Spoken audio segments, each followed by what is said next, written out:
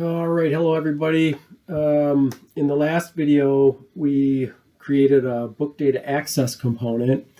Saw some weirdness and I poked around with that, and I don't know exactly why we were seeing that weirdness with the post requests. It was causing the browser to reload, which is kind of worrying me a little bit because I don't know why it works. I've never seen it before, but hopefully we won't. Maybe, I don't know what's going on, but I poked around and I couldn't figure it out. But what I wanted to do was show you how we can use async and await. So we're just going to kind of backtrack here. Here's our book data access component. Now I like to use I like to use then and catch inside of these, a module like this or a component like this. It just works out real nice.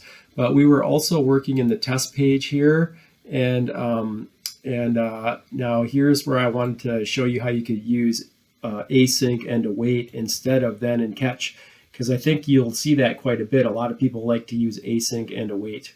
Okay, just to start over again, we do need to start up the JSON server if you don't have it running already. So I'm going to go ahead and open up the terminal here, and now make sure that you're in the book data access folder, and then here is the command that you want to run. Let me see if I can make this big for you here. So here's the command that you want to run: npx json-server-w, and then that's for watch, and we want to have it watch our bookdata.json file, and then we're going to have it run on port 8080 like that. Okay, so go ahead and run that command. Hopefully that will start your server for you. Let's see, did it start mine? Oh, it's for me. I've already got it running on another port. Let me kill it over here. I was messing around, so that's why mine didn't work. So I had it running on a different terminal. So let me try that again over here. So there we go, npx json server. Let's see, there we go. So now it's up and running here. And if I want to confirm that, I can go to this URL and I should see all the books in our books collection. But what we want to do here is get started in our test HTML page. And I want to show you how we can use async and await instead of then and catch here. So you can go ahead and comment out this line of code here where we call get all books, and then we'll do this a little bit different. Now remember, if you want to call a function that returns a promise, you have to put the keyword await before it. And the other thing is that you have to wrap that line of code inside a function declared as async. It's kind of weird. It takes some getting used to here, but we've already got a function wrapping our code here. That's our event handler right here. That's the arrow function right there. So what I'm going to do is put the keyword async in front of that. Okay, and now I can use await inside of here.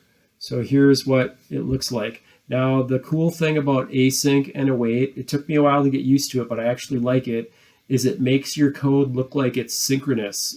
You don't have to worry about the sequencing of the code. It all kind of runs in order. Okay, so here's how it looks.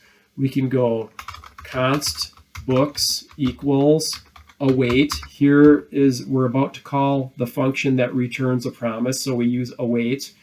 It's called get all books right here, and it looks like this. So what it's going to do is your program's going to sit and wait until this gets resolved, either with a success or with a failure. Okay, so what I can do here is, the way it works is, it looks like this function returns books, but it actually returns a promise. But if we use await, it will actually end up resolving to our books right here. Okay, so I know it took me a while to get used to async and await, but I actually see it quite a bit, so I think you need to be exposed to it. So it makes our code look like it's more synchronized, and these functions, they look like they return what it is that you're after. So then what's going to happen is it's going to sit here and wait while this works. Once that's done, because these requests can take a long time, once that's done, it's going to give us the books that we were waiting for. Okay, so this line is going to pause until it's complete. that means that this next line of code will not execute until the previous one finishes. So we wait to get all books, and we put await there. So, and then we can figure out what to do once it's done right here. So here I can do console log books like that. Okay, and this should work. So let's go ahead and try it. I'm going to save that. Now we need to be running this on a live server. So I'm going to go ahead and hit the go live button down here. And here we go. So open up the console here so we can have a look at it. Now it's going to work the same here. Oops, I need to be over here. Okay, so here we go. We got our books. So it looks like it's working here. A bunch of extra stuff is popping up right here. Okay, so you can use async and await, and it allows you to write code that looks like it's synchronized. So it's going to sit here and stop and wait here. And then once it's done finishing what it's doing, then it'll go on to the next line of code. Okay, so it makes your code look like it's synchronized and it follows the sequence of the lines. So that's the nice thing about async and await. Now, how do you deal with errors here? So in what we do with then and catch is we chain on a catch call right there. But what we do with async and await is we wrap it in a try catch block like this. So I'm going to wrap all that code in a try catch block. So indent those two lines, and then here is the end of the try block, and then I'll add the catch right here, and I'll call that error. Okay, and then we can do whatever we want to handle the error here. What we were doing is we were alerting the error like that. Okay, so that's how you can do error handling with async and await. You just wrap the code that has the await in it. You can wrap it in a try catch block, and then when it throws an error, it'll catch it right down here. And in this case, we're just going to alert it. Okay, now we need to force this to have an error. So I'm going to go back over to our component that has the functions in it, and I'm going to fudge the URL again.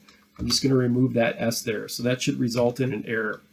Save that, and then go back to your test page and save that, and then go back to the browser, reload the page. Now this should throw an error, and there we go. There's our alert. And we also had the alert that came from inside the actual book data access module. That was doing a console log. But sometimes you want to do more than that, like maybe show your users that an error occurred. So we're dealing with errors in multiple different ways inside our module and in the code that uses the module, so which is kind of a cool thing. Okay, so anyways, that's how you can go ahead and use async and await instead of using the then and catch approach. Either way is fine. I really like using then and catch inside of my components that do the AJAX calls. That's real slick. It gets messy with async and await, but in the client code, the code that uses those functions, it's pretty common for people to use async and await, but you can use either approach that you want. You'll see both of them out there in the wild. Okay, good. This video was nice and short, so hopefully it's not too bad for you. That'll do it.